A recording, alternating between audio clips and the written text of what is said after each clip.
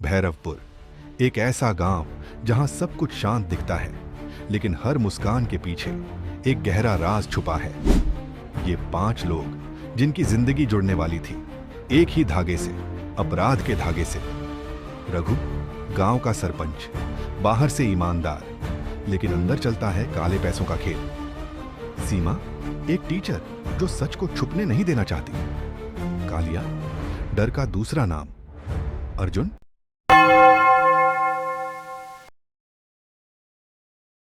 भैरवपुर एक ऐसा गांव जहां सब कुछ शांत दिखता है, लेकिन हर मुस्कान के पीछे एक गहरा राज छुपा है। ये 5 लोग जिनकी जिंदगी जुड़ने वाली थी एक ही धागे से, अपराध के धागे से। रघु गांव का सरपंच, बाहर से ईमानदार, लेकिन अंदर चलता है काले पैसों का खेल। सीमा एक टीचर जो सच को छुपने नहीं देना चाहती। कालिया डर का दूसरा नाम। अर्जुन शहर से आया एक पत्रकार जो सच की तलाश में है। और गोपी एक भोला किसान जो इस खेल का सबसे बड़ा शिकार बना।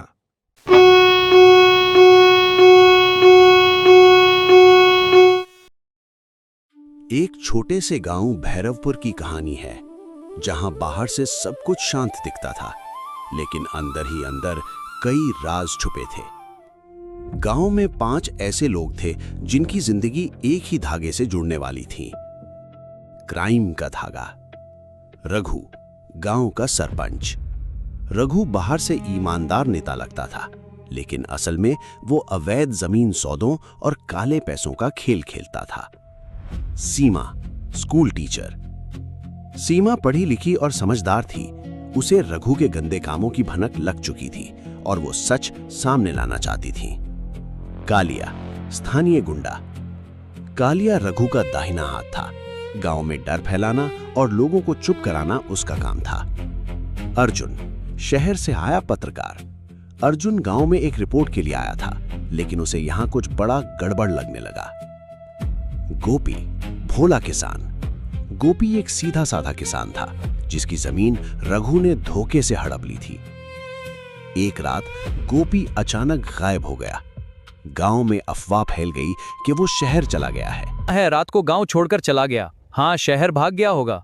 नहीं, मुझे शक है, मामला कुछ और है। सीमा को शक था कि मामला कुछ और है। सीमा ने अर्जुन से ये संपर्क सिर्फ किया। गायब होने का मामला नहीं है, इसके पीछे रघु और कालिया का हाथ है। अर्जुन ने जांच शुरू की। धीरे धीरे उसे पता चला कि रघु ने कई किसानों की जमीन फर्जी कागजों से अपने नाम कर ली थी। गोपी भी उन्हीं में से एक था। एक दिन अर्जुन ने कालिया को शराब के नशे में बड़बड़ाते सुना। गोपी ने बहुत सवाल पूछे, इसीलिए उसे रास्ते से हटाना पड़ा। ये सुनकर अर्जुन के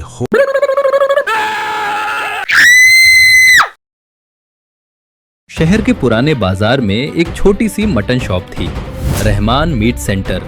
दुकान का मालिक था सलीम, जो अपने तेज हाथ और साफ कट के लिए मशहूर था।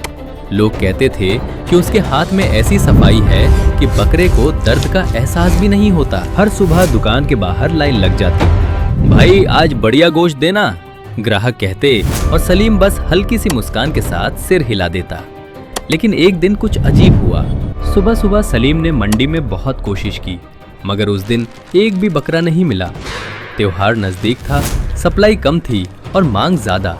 खाली हाथ लौटते हुए सलीम के चेहरे पर पहली बार घबराहट साफ दिख रही थी। आज दुकान बंद रखूं?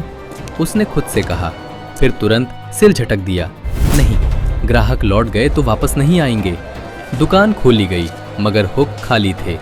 थोड़ी देर में पहला ग्राहक आया, रमेश। अरे सलीम भाई, आज क्या बात है, माल कहाँ है? सलीम ने मुस्कुराते हुए कहा, बस आ रहा है, आप बैठो। रमेश दुकान के अंदर वाली कुर्सी पर बैठ गया। सलीम अंदर गया और कुछ मिनट बाद एक अजीब सी खामोशी छा गई। जब सलीम वापस आया, उसके हाथ में ताजा कटे मांस का थाल था। लो भाई, आज का सबसे फ्रेश माल, उसने कहा। उस दिन के बाद से हर ग्राहक को सबसे फ्रेश गोश्त मिलने लगा। लेकिन अजीब बात ये थी कि जो भी अंदर बैठने जाता, वो फिर कभी बाहर दिखाई नहीं देता। बाजार में धीरे धीरे फुसफुसाहट शुरू हो गई। यार रमेश 3 दिन से घर नहीं गया और वो शंकर, उसका भी कुछ पता नहीं। लेकिन सलीम की दुकान पर भीड़ कम नहीं हुई बल्कि बढ़ती गई। लोग कहते इतना टेस्टी मटन कहीं नहीं मिलता। एक दिन पुलिस में शिकायत दर्ज हुई। कुछ लोग गायब थे और आखिरी बार उन्हें सलीम की दुकान के पास देखा गया था। इंस्पेक्टर यादव अपनी टीम के साथ दुकान पर पहुंचे। सलीम, हमें तलाशी लेनी है, उन्होंने सख्ती से कहा। सलीम ने बिना हिचकिचाए कहा, जरूर साहब, देख लीजिए। दुकान बिल्कुल साफ थी, हर चीज अपनी जगह पर, कोई सबूत नहीं। लेकिन जैसे ही इंस्पेक्टर अंदर वाले कमरे में गए, उन्हें एक कोना थोड़ा अलग लगा। फर्श पर हल्का सा दाग जो बाकी जगह से अलग था। ये क्या है, उन्होंने पूछा। सलीम की मुस्कान पहली बार थोड़ी डगमगाई। टीम ने फर्श तोड़ना शुरू किया और जैसे जैसे नीचे खुदाई हुई, हवा में सड़ांध फैलने लगी। कुछ ही देर में सच सामने था। हड्डियां, कपड़े और वो सब लोग जो सबसे फ्रेश गोश्त बन चुके थे। सलीम को वहीं गिरफ्तार कर लिया गया। पूछताछ में उसने सिर्फ एक बात कही, ग्राहक खुश थे, उन्हें फर्क नहीं पड़ता था कि वो क्या खा रहे हैं, बस स्वाद चाहिए था। बाजार फिर से खुला, दुकान बंद हो गई। लेकिन आज भी लोग उस गली से गुजरते हैं तो धीमे कदम रखते हैं, क्योंकि कहते हैं कुछ स्वाद ऐसे होते हैं जिनकी कीमत सिर्फ पैसे नहीं, इंसानियत होती है।